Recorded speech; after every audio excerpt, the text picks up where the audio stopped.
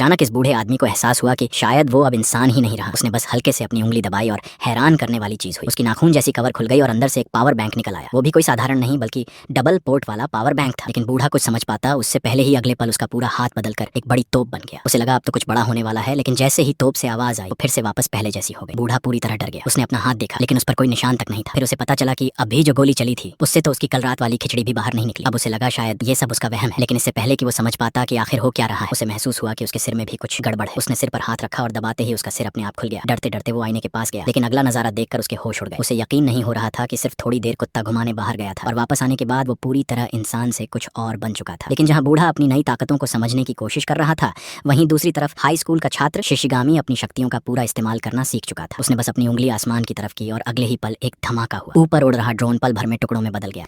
पास खड़े दोस्तों ने हैरानी से पूछा कि उसने ये कैसे किया, लेकिन शिशिगामी बस मुस्कुराया और पार्किंग की तरफ चला गया। फिर उसने अपना हाथ हिलाया और सामने खड़ी कार अचानक अपने आप स्टार्ट हो गई। लेकिन असली हैरानी अभी बाकी थी। उसने मोबाइल निकाला और स्क्रीन पर बस हल्का सा स्वाइप किया। जिस बैंक अकाउंट में पैसे खत्म थे वो अचानक पैसों से भर गया। दोस्तों का मुंह खुला का खुला रह गया। लेकिन इससे पहले कि वो कुछ बोल पाते, शिशिगामी ने अपनी शर्ट उतारी और अपना ऐसा शरीर दिखाया जो पूरी तरह मशीन और खतरनाक ताकत से भरा हुआ था। दरअसल एक दिन पहले ही जब वो बूढ़ा आदमी कुत्ता घुमाने निकले थे, तभी गलती से दोनों पर एक एलियन स्पेसशिप गिर गई। एलियंस ने दोनों की जान बचाने के लिए उनके शरीर को मशीन वाले शरीर में बदल दिया। अब ये ताकत मिलने के बाद शिशिगामी ने फैसला किया कि वो अपने दोस्त अज्जी के साथ हुए गलत व्यवहार का बदला लेगा। असल में स्कूल में होने वाली बदमाशी की वजह से डरपोक अज्जी ने स्कूल छोड़ दिया था और घर पर रहने लगा था। जब दोनों वापस स्कूल पहुंचे तो हमेशा की तरह घमंडी लड़का शियाबा तुरंत अज्जी को परेशान करने लगा। लेकिन इस बार कहानी अलग थी। शिशिगामी ने आगे बढ़कर उसे धक्का दिया और उसका हाथ पकड़ लिया। बस हल्का सा दबाव डालते ही शियाबा दर्द से जमीन पर गिर गया और माफी मांगने लगा। लेकिन शिशिगामी रुकने वाला नहीं था। उसने अपनी उंगली उठाई और उसे